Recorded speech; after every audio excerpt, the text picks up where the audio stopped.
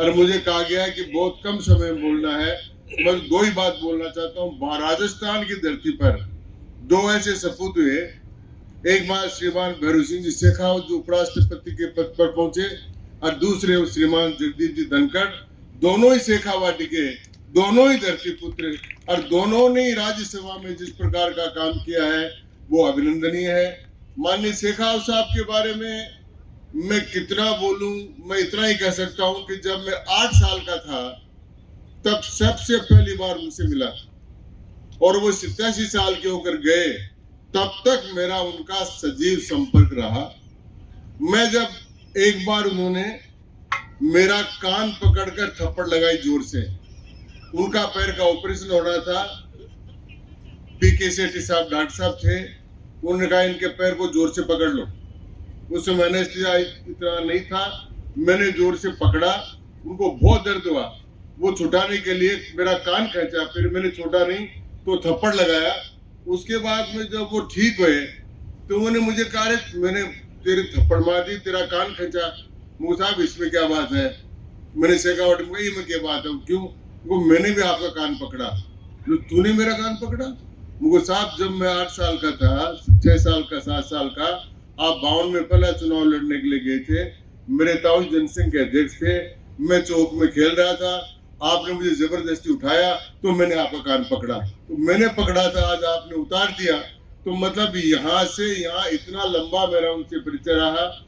राजस्थान के लिए, आम आदमी के लिए, जैसा अभी कहा कि वो विश्वविद्यालय थे, वो विश्वविद्यालय केवल राजनीति के नहीं थे, वो विश्वविद्यालय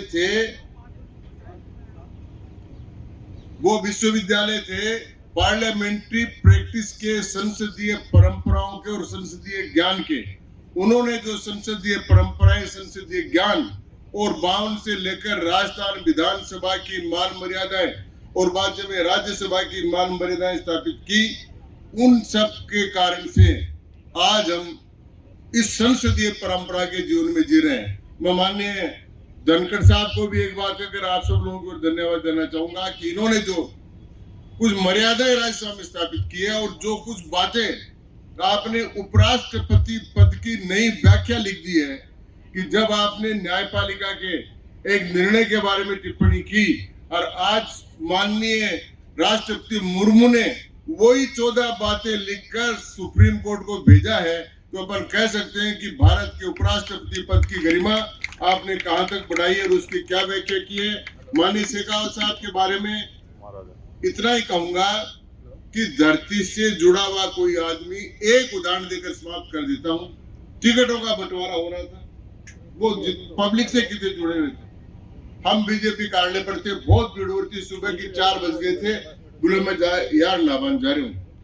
वो चले गए LMB होटल, जहां पर अब अहिंसा का वो विद्यालय बन गया, वहां जाकर वो गए, कमरे में घुसते उन्होंने धोती को उतार कर काट पर डाल दिया पलंग पर, वो नहाने के लिए अंदर चले गए।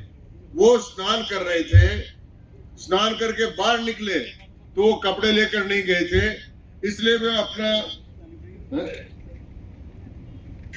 तो वो उनसे मिलने के लिए एक सज्जन गए और उनसे मिलने लगे, तो उस समय धोती बांधते हुए उन्होंने उनसे बात की। इस प्रकार का व्यक्तिगत पारिवारिक संबंध था। मैं उनके प्रति श्रद्धांजलि देता हूं और बहुत बहुत शुभकामनाएं प्रकट करता हूं। कभी जब मौका आएगा तो मेरा तो उनका पिता पुत्र का ऐसा संबंध था, फिर कई बात करेंगे। आप सब लोगों को बहुत बहुत धन्यवाद और शुभकामनाएं।